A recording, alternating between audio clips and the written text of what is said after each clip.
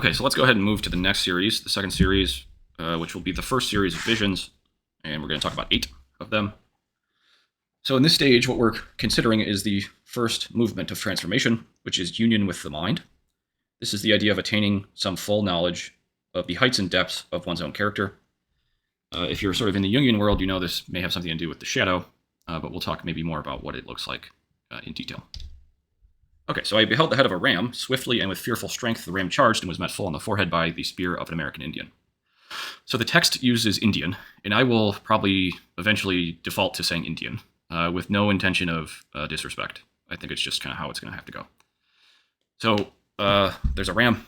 Ram represents sort of new growth. It's sort of the spring, an animal of springtime. It's also this intrusion, this intruding force, with relationships both to sort of Christian and Jewish mythology. So the ram is charging towards this American Indian, but the Indian kills it with a spear. I think this sort of killing of the intrusion is a function of the intellect. It's sort of catching, suspending, rendering inert this intrusion for the purpose of understanding it, rendering it sort of not dangerous so that it might be understood or assimilated, and that's what we'll then see happen next. The Indian jumped on his horse, which was black, and galloped over the plains and hills until he came to a black pond surrounded by black mountains. So the intruding force of this ram has now been transferred, the energy has been sort of transferred into this horse, which rather than being this sort of bright animal of springtime, is now this dark horse who gallops over these sort of sunny plains of consciousness to the black pond we might think of unconsciousness. So there's a sort of movement away from consciousness into the unconscious. The black ponds representing perhaps the waters of the unconscious, which will come into play in a moment.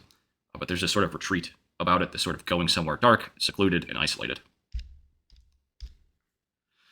A white bird flew down and lit upon the top of the Indian's head. He tore it off and ground it underfoot with his heel. Then all became dark, and it was night. The clouds parted, and the face of God appeared. He said, "Now you must wander until you find again the white bird you have killed." So again, even in this area of retreat, this sort of dark, isolated place of the unconscious, we might think, there's another intrusion, this time by this white bird, representing perhaps the sort of spiritual principle, sort of peace, maybe, harmony, idea of some graceful intrusion. But even still, the intellect cannot sort of appreciate it or accept it. Rather, the intellect again kills it, rendering it sort of inert, perhaps so it might understand it more deeply. And this occasions the sort of final darkening. All becomes dark, and it's now night. And there's this encounter then with this image of God, God being symbolically the sort of personification of the conscience, sort of inner sense of good and evil. And the conscience says, based on these two things you've done, you must wander until you find again this spiritual principle. The Indian and the Chinese man walked around and round the black pond. Then suddenly from the black water rose up a swan, behind the swan a hand. For a long time, the Indian and the swan gazed at each other. So there's now this introduction of the Chinese man, who Jung suggests is a sort of personification of cultural spirituality. So whether it was this perhaps notion of the principle of spirituality in the bird, there's now this sort of clothing or persona of spirituality. I'm not suggesting, of course, that Chinese spirituality is a persona, but it may be for somebody from the West. So the intellect in this sort of cultural persona walk around the pond in what we might associate with the ancient ritual of circumambulation, the attempt to fertilize. And so they're attempting to fertilize the black pond, we might think the waters of the unconscious. And by doing so, this new white bird appears. So a swan raises up from the unconscious, this spiritual principle from the unconscious. And the Indian, the intellect, is now quite interested in this bird. It doesn't kill this one, it looks at it. And I think the distinction here is the ram and the white bird we saw last time came from outside, from above, or from outside. But this bird comes from within. It's a natural sort of spiritual principle coming from within, from the unconscious. So the pond grew long and narrow. At one end stood the Chinese man, at the other end stood a crane. After a long time, the Indian emerged where the crane stood. He was covered with black water, and the crane said to him, "Wipe the tears from your face." So the sort of waters of the unconscious are maybe flowing now. They're kind of turned into a river, sort of a river of life, we might think. At one end is this sort of cultural persona of spirituality. At the other is the spiritual principle itself. And after some time, the intellect sort of selects, we might think, the place where the crane stood, the crane being a sort of maybe more rigid white bird, a more rigid spiritual principle. And in doing so, we might think that the intellect is inspirited. It sort of takes the place of the spirit. It becomes inspirited. And when the intellect is combined with the spiritual principle, we notice it may have some level of remorse. Maybe it's saddened. Maybe it recognizes something to be sad about because it seems to be crying. I beheld a great white bird. Then the bird changed into a dark hawk, which darted to the earth, snatched an egg in its beak, and then flew up again. Again, I beheld a white bird with the wings outstretched. It flew down to a woman in blue, sitting like an ancient statue. Okay, so now we see a sort of microcosm of this process. There's a great white bird, this sort of spiritual principle, which changed into this dark hawk, sort of the reminiscent of the changing of the ram into the black horse. This dark hawk serves a function, which is its ability to descend and sort of snatch this egg, Jung calls it the germ of life, from below, and then fly up again. And then once it's ascended, once it's sort of captured what it needed to from the unconscious, we might think, it turns again into this white bird, a spiritual peace, maybe harmony. And sort of observing all this is this woman who's sitting in blue, like a statue.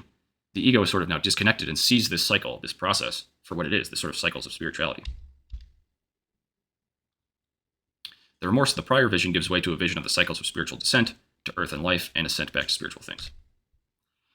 Then the Indian was leading the bull. So the bull's, did we see the bull? Yeah, we saw the bull. The bull's back. Then the Indian was leading the bull, which followed very quietly. They slowly ascended a high hill until at last they stood upon a pinnacle of rock. Below them, many people surrounded the rock and raised their hands as if in supplication. So there's a sort of revelation from the last vision, the sort of cycles of spiritual life.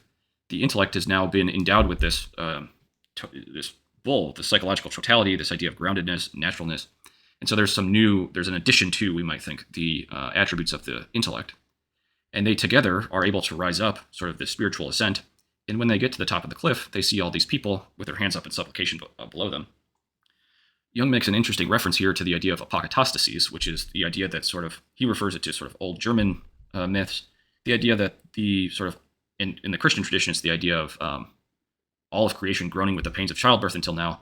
The idea is there's been some revelation and everyone is here to see it. It's this sort of grand, sort of everyone coming into the public life, seeing this revelation.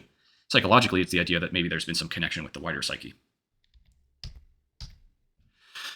And so there's then this final vision, which tells us a little more precisely what this revelation is about. I beheld a face with eyes closed. I besought the face, open your eyes, look into my eyes that I may behold them. Then the face became very dark, and slowly I beheld what no man is meant to see, eyes full of beauty and woe and light, and I could bear it no longer. So this is a sort of now personification in a single being, this sort of animal face, of spiritual cycles of life, all existing now in one being. So the white bird and the black hawk turning again into the white bird, this sort of spiritual cycle, has been revealed. And this final stage of revelation is the idea that this ambivalence exists in the creature, in a single creature. So let me then try to tie this together, because I think this last image is important.